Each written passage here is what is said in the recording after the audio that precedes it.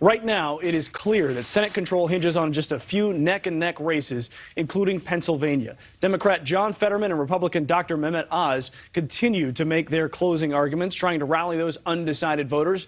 Dre Clark joins us live now with more. Good morning, Dre.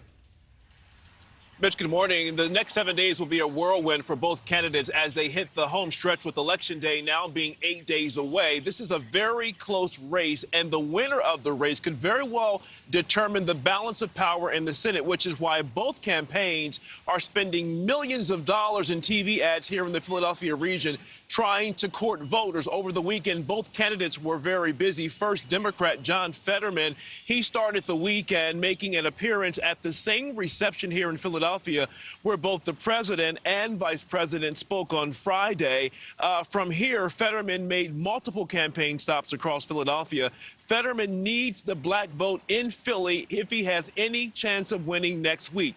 Philadelphia is also home to the largest base of Democratic voters in the state, but it means nothing if turnout is poor next week. Meanwhile, Fetterman acknowledged his debate with Dr. Oz last week was not easy as he continues his recovery from a stroke that he suffered in May.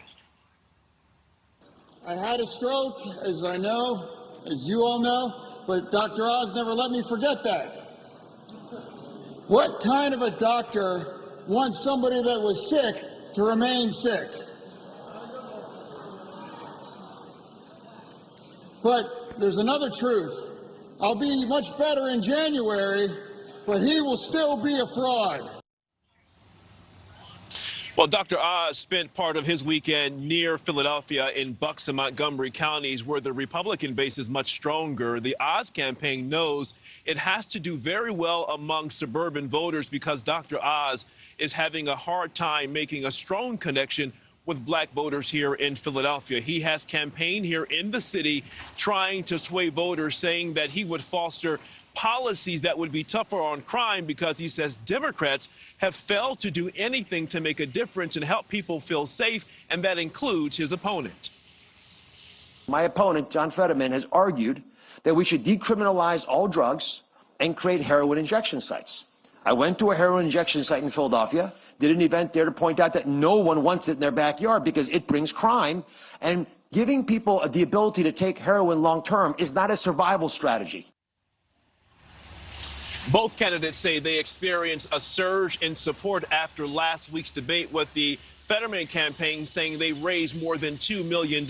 Meanwhile, the Philadelphia Inquirer, the newspaper here in Philadelphia, caught some criticism over the weekend after a group of its contributors and columnists decided that, in their opinion, John Fetterman was the winner of last week's debate. They say although Fetterman did struggle at times with his speech, he did a very good job with answering the questions directly, while they say Dr. Oz seemed more like a slick salesman. Republicans say that's simply ridiculous. Mitch? That's Dre Clark. He's in Philadelphia today. He's going to be reporting live for us from Pennsylvania all week. Dre, thank you. Thanks for watching. Go to newsnationnow.com to find NewsNation in your cable lineup. And don't forget to click the red subscribe button below to get more of NewsNation's fact-based, unbiased coverage.